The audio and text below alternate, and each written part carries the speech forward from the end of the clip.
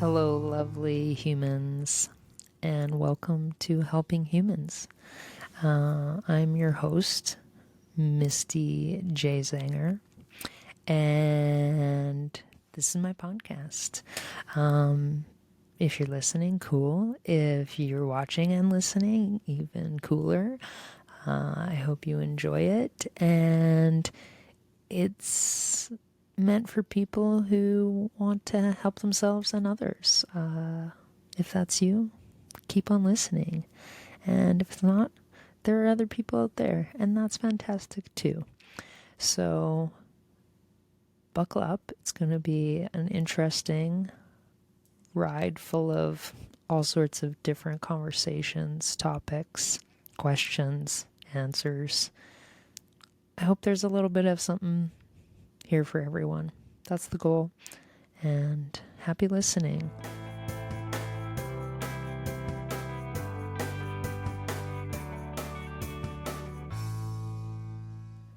Hello again, and welcome back. We're in episode 5 of the Helpin Humins podcast. And what's been nagging to get out of me this time has been the importance of organization. Now, I don't mean necessarily your house, yard, car. That's important too. Definitely. I love organization and probably in most aspects, and it's helpful. But for today's episode, mostly going to focus on mental organization of our lives and the tasks, the to-dos, the events, the appointments, all the things that add up to make our daily lives busy, and how a person can stay on top of it and feel like it's very manageable and doable to get what you need to done and feel accomplished. So for me, one big thing is the to-do list.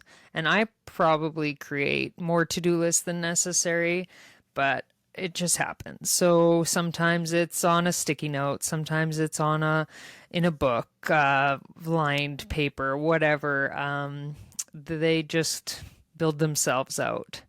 Sometimes it's lists of things I want to accomplish as far as around the house. So partialing that out to what areas are the main focus in bigger bullet points, and then smaller sub points as to what the little tasks are that are going to accomplish the bigger task. Otherwise, it's like maybe it's a today list. This is what I would like to get done today, or this is the order of operations I'm going to go through my errands. And I literally plot it out so that it is the most efficient way to go through my day.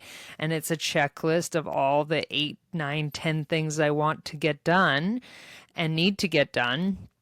And it helps me stay focused and organized and not running around like a chicken with my head cut off. So I really find that grounding and helpful. So I do that. I also use a calendar, and sometimes I buy like the book.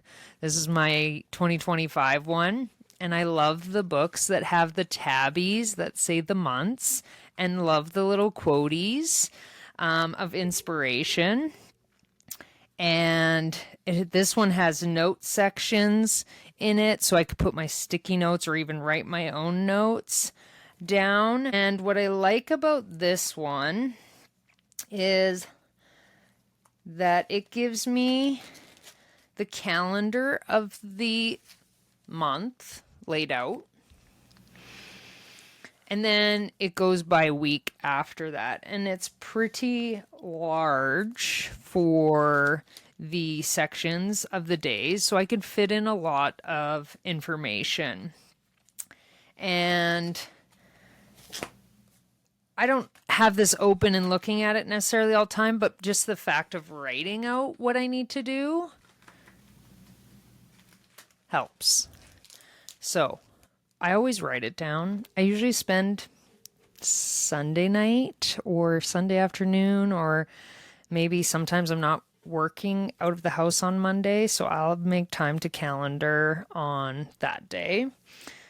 And the other lovely little feature that I really like for my phone organization with the calendaring, because I don't enjoy the blandness of regular calendars for the most part, like the in-stock calendars that come with the phones. Not my favorite. So years ago, somebody turned me on to an app called PocketLife. And what PocketLife does is you can sync all your calendars to it, and then you get it on your phone, and you get to color code things. So here's just a look at my next month. And you can see that whatever's in that day shows up underneath. You can change that view so that you see just the full calendar. You can also change so that you can see it by the week or by the day, like how a Google Calendar would be. I prefer seeing the month all the time. That's my favorite view. And I love seeing what's in each day. So usually before I go to sleep, I will use that and just make sure I have things in there for my next day or the week ahead to go smoothly, or even the month ahead. I like planning, so it could be 5-6 months from now, next year, I want to put it in the calendar. And so I cross-reference. Most everything goes initially into the digital calendar, into PocketLife. And then when I calendar on paper, that's what I use as my go-to. And I didn't even mention, I have a fridge calendar too that I just picked up at the dollar store so that we could just have a general house calendar. And so a person could come home and be like, oh, what's up for today? And it would probably be on that calendar. It seems redundant, but there's some value in it. And why not? And get yourself a nice set of pens that you really like to write with, different colors, because I color code inside the writing too. I can't just have one color, and that's just me. But any act of writing it out, typing it out, and the combination of them is of value to you. I can't probably say that you wouldn't do yourself too much harm by over calendaring your life, but that doesn't mean I don't have like play space and free time. It just means I like to have an outline of what I need to do and a general time frame of when that's going to happen and how long it's going to take. Also in the calendaring, in the app, I put recurring events, like bills that I pay, the ones that automatically come out of my bank account, and what date they commonly occur on. So that helps me. Oh, there's going to be, $900 coming out of my account on this day. Always making sure funds are available to handle all that, and just keeps you on your toes for also understanding what's coming out. I also put what's going in occasionally, and just, again, try to account for things that are coming along. So recurring events, courses I'm in, you can repeat them, and again, you can color code them. You can create your own shade of color. There's a little toggle of the colors that you can just pick, and you can customize your own color even. You can even customize the shape that it is. Most of them are rectangle, but you can make them round edges. You can change that too. You can add links into your events, and sometimes you can even add pictures. So if it's an event and they have a little poster, you can add the event poster to it. And you can also set your alerts. I'm pretty sure that's like standard with every calendar. And what else could I say about that? I love the color coding. Like, there's something that excites me when I look at it and boom, I can see all that stuff. Whereas the other calendar, like an Apple calendar, this is what a month would look like. That doesn't do much for me. So that's my jam. Might be yours. Maybe worth a try. The PocketLife app is fairly affordable. It does come with a cost, as I think it should.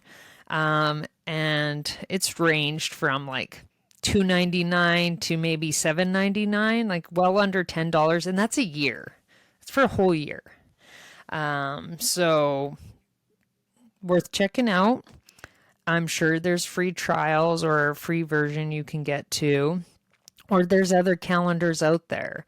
This is just the one that I've come to know and enjoy. And once you kind of get into that lane of, oh, this works for me, you don't often switch it up just because, hey, let's switch it up. But obviously every year you got to switch up your actual paper calendar version. Some people get really like fixated on this is the exact style I want, which can be troublesome, just like, getting your favorite pair of underwear from somewhere and then they stop making it. So, sometimes those get thrown a little bit of a wrench into your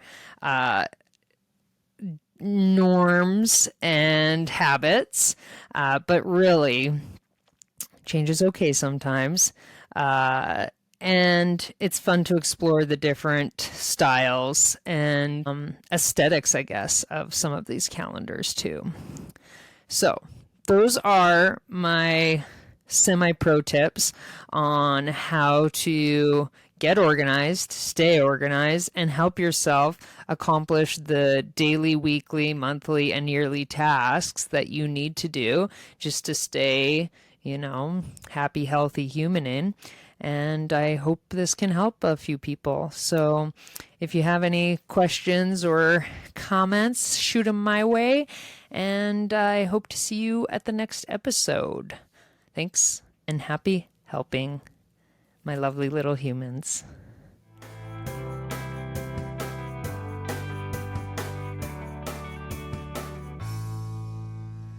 Thank you so much for listening to this episode of Helping Humans, a video podcast by Misty J. Zanger.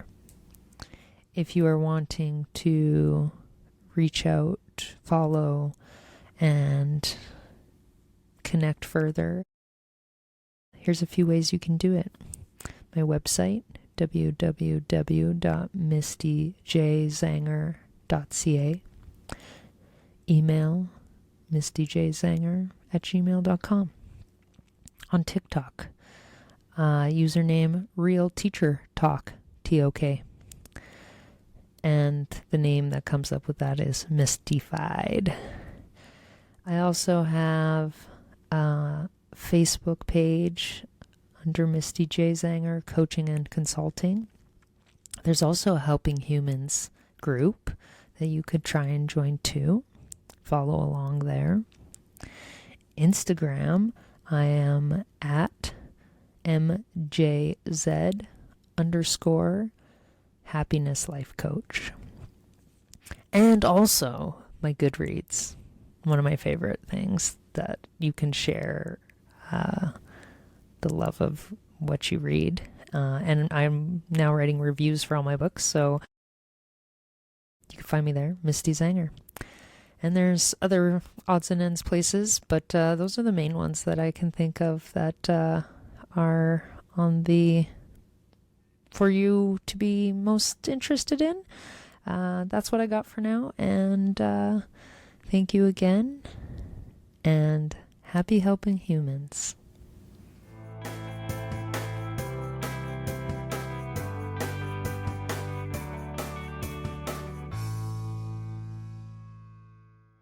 Thank you so much, lovely human, for listening to the Helping Humans podcast, which is created, hosted, and produced by Misty J. Zanger and is a Mystified Productions podcast.